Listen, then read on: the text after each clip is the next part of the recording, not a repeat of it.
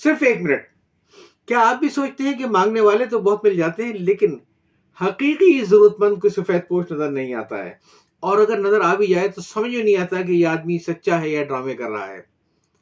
میں آپ سے ایک بات کہوں گا، اور وہ یہ کہ اگر آپ کی لگن سچی ہوگی تو ایک نہ ایک دن وہ حقیقی ضرورت مند وہ مستحق شخص آپ کو مل جائے گا. اور دوسری بڑی عجیب بات یہ ہے کہ جس دن آپ اسے ڈھونڈنے میں کامیاب ہو گئے، آپ کی اپنی تقدیر بھی بدل جائے گی. ایک میں آپ کو سچا قصہ سناؤں، اور یہ قصہ مجھے میرے ایک ماموں مرحوم نے سنایا تھا جو لالو کھیت میں رہا کرتے تھے، اور بتانے لگے کہ ایک دن اپنے ایک دوست کے ساتھ ہوٹل میں بیٹھے ہوئے وہ کچھ باتیں کر رہے تھے. ان کا دوست اپنے کاروباری نقصانات سے بہت پریشان تھا اور مشورہ یہ کر رہا تھا کہ اس کو کاروبار کو میں بند کر دوں یا کچھ دیر اور انتظار کروں. اتنے میں ماموں نے محسوس یہ کیا کہ وہ بات کرتے کرتے اچانک خاموش ہو کے کچھ گھورنے سے لگ جاتا تھا. ماموں نے سے پوچھا کہ بھائی خیریت تو ہے، خاموش کیوں گئے؟ ان کا دوست بولا جمالی صاحب اب ذرا سامنے کی کرسی چھوڑ کر آپ میرے سیدھے ہاتھ والی کرسی پہ آ جائیں، اور آپ کی پیٹھ پہ جو ہوٹل کا دروازہ ہے وہاں میں آپ کو ایک منظر دکھاتا ہوں. جب انہوں نے کرسی تبدیل کی تو ان کے دوست نے پوچھا کہ وہ سامنے آپ کو کچھ نظر آ رہا ہے؟ تو ماموں نے بتایا کہ ہاں، مجھے ایک سڑک کے کنارے ایک کھمبے کے پاس ایک بوڑھا بیٹھا ہوا نظر آ رہا ہے جو کہ شاید کہ فقیر ہے. ان کے دوست نے کہا کہ آپ تھوڑا تماشا دیکھتے رہیے. تھوڑی دیر کے بعد کبھی بہرا پلیٹوں کی بچی ہوئی روٹیاں لے کے آتا تھا، ایک ڈبے میں ڈالتا تھا، اور وہ بہرا دائیں بائیں دیکھ کے بڑی خاموشی سے آ کر اس میں سے ڈبے میں سے روٹی نکالتا اور پھر وہاں جا کے بیٹھ جاتا. ماموں نے کہا کوئی فقیر لگتا ہے. وہ بولے نہیں، فقیر نہیں ہے، کیونکہ اس نے کسی سے بھی پیسہ نہیں مانگا ہے. حد تو یہ ہے کہ جو لوگ ہوٹل سے کھانا کھا کے نکل رہے ہیں ان سے بھی اس نے ہاتھ نہیں پھیلایا کہ مجھے کھانا کھلا دو. فقیر یا بھکاری نہیں ہے. وہ لوگ کھا پی کر فارغ ہو گئے، بہرے کو پیسے دیے، لیکن اس بوڑھے کو دیکھنے کے لیے بیٹھے رہے. تھوڑی دیر بعد انہوں نے دیکھا کہ بوڑھے نے روٹیاں نکالی اور بجائے اس کھمبے کے وہ مین روڈ کی طرف چل پڑا، اور ان دونوں نے بھی اٹھ کے اس کا پیچھا کرنا شروع کر دیا. لالو کھیت میں ان دنوں آبادی بہت کم تھی اور یہ دونوں اس بوڑھے کا پیچھا کرتے رہے چھوٹی چھوٹی گلیوں کے اندر اور سکندرآباد پہنچ گئے. جب وہ بوڑھا گھر کے اندر داخل ہو گیا تو میرے ماموں کے دوست نے اس گھر کے دروازے کو نوک کیا اور وہی بوڑھا باہر نکلا اور وہ باہر سٹپٹا گیا. دراصل وہ ان دونوں کو ہوٹل میں دیکھ چکا تھا، ان سے آنکھیں چرا رہا تھا. ماموں کے دوست نے کچھ بات بڑھانے کے لیے کہا کہ ہمیں ایک کمرہ بنوانا ہے اپنے گھر کے اندر بلاکوں کا.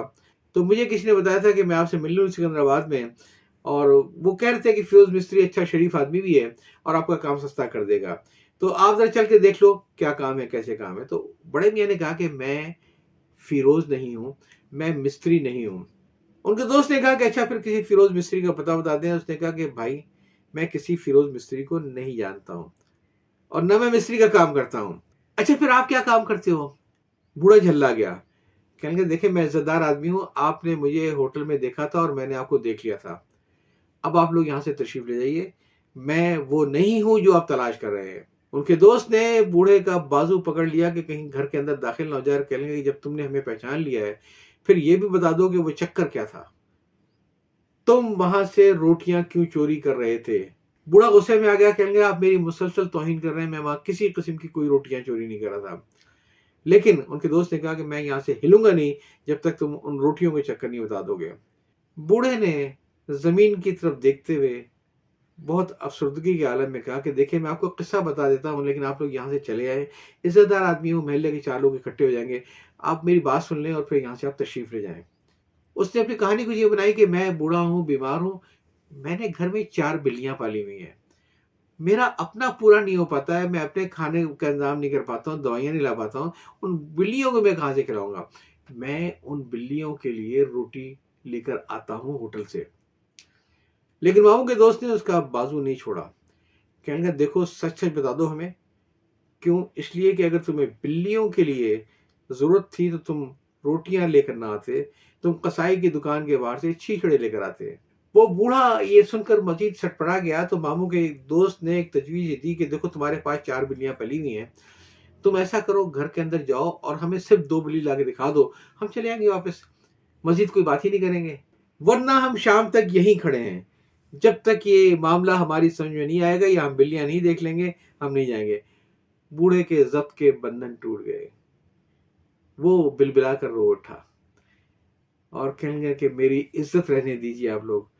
وہ میں آپ کو بلیاں لا کر نہیں دکھا سکتا، دراصل وہ چاروں بلیاں میری بیٹیاں ہیں۔ میری بیوی کا انتقال ہو چکا ہے، میں بوڑھا ضعیف اور بیمار آدمی ہوں۔ 2 بیٹیاں میری جوان ہو چکی ہیں، تیسری کی عمر ابھی کوئی 12-13 سال ہے، اور چوتھی سب سے چھوٹی 6-7 سال کی ہے۔ نہ میں مزدوری کر سکتا ہوں، نہ ان بچیوں کو کہیں کام کے لیے بھیج سکتا ہوں، لہٰذا میری یہ مجبوری ہے کہ میں جا کے ہوٹل سے روٹیاں لے کے آتا ہوں، پانی میں بھگو کے ہم لوگ کھا لیتے ہیں اور اللہ کا شکر ادا کرتے ہیں، اور میں انتظار کر رہا ہوں کہ میری صحت اچھی ہو جائے اور میں ایک دفعہ پھر سے کام پہ لگ جاؤں۔ ماموں نے بڑے میاں کا ہاتھ چھوڑا اور کہا کہ آپ کام پہ لگ چکے ہیں، آپ کی نوکری ہو چکی ہے، یہ میری دکان کا پتہ ہے لالو قید کی فلاں علاقے میں، آپ صبح آ جائیے اور کل سے کام اپنا شروع کر دیجیے، لیکن ایک شرط ہے، نوکر سمجھ کے کام مت کیجیے گا، اپنی دکان سمجھ کے کام کیجیے گا۔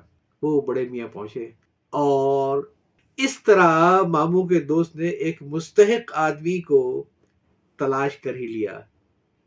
آپ سمجھنے کی کہانی ختم ہو گئی؟ نہیں، کہانی تو اب شروع ہوئی ہے۔